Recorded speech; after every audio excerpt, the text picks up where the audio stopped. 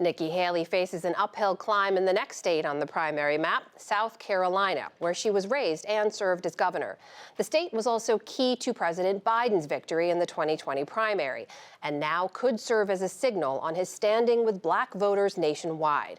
To discuss what to watch in the Palmetto State, I'm joined now by South Carolina Public Radio's Thalisha Edie. Thalisha, it's great to see you. Let's start with the Republican race in South Carolina. Nikki Haley's home state. She's a former governor. Will Republican primary voters choose her over former President Trump? You know, when I think about Nikki Haley, I refer to it as the peculiar case of Nikki Haley. So we have this native daughter, we have this former governor who was in position and made the call to remove the Confederate flag from the State House domes. Really big deal. A lot of people and activists were trying to get that done.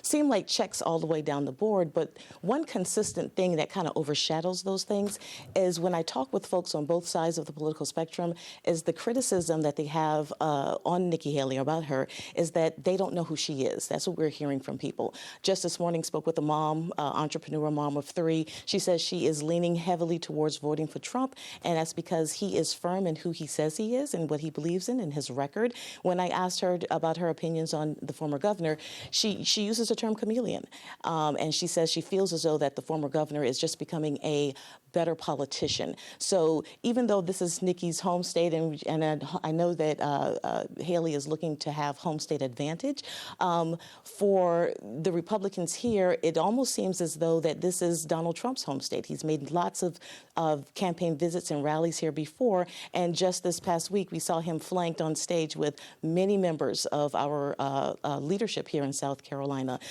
So it's a strange situation. It seems like a strange situation, but I think that's what our former governor will have to contend with as we lead up to our primary.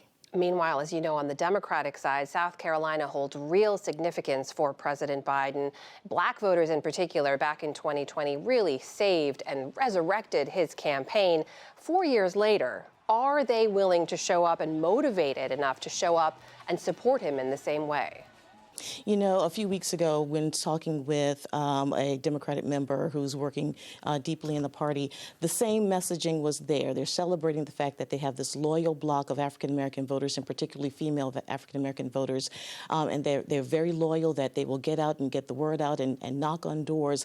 But also in the conversation, and also what they're pushing, is that there is work to do. So we have younger voters who's now in the party, and they're trying to stress, as they get out the vote, they're trying to stress that we understand that you may feel a little disenfranchised, if you will, or that your vote may not always count, or that you're not always at the forefront. But the term that this individual used was, we need you to have muscle memory. We need you to remember what party works for you. And so there are campaign events and rally events happening this weekend, and that's the messaging. They're trying to target their younger voters, and they're trying to remind people that we are the party that's working for you.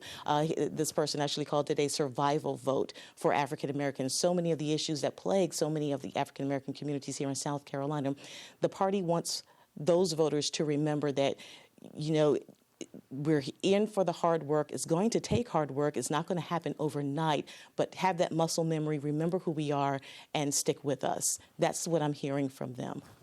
Thalisha, the South Carolina electorate, just broadly, very different to the electorate we saw in New Hampshire and in Iowa. Who makes the difference in South Carolina, and what are the issues that are on the tops of their minds right now? You know, the mom that I spoke to this morning, when I asked her why she's leaning towards former President Trump, and she said, you know, she's really pleased with his record. And I asked her in particular, what about his record? And top of her mind, immigration. And she said that's a really key issue for her.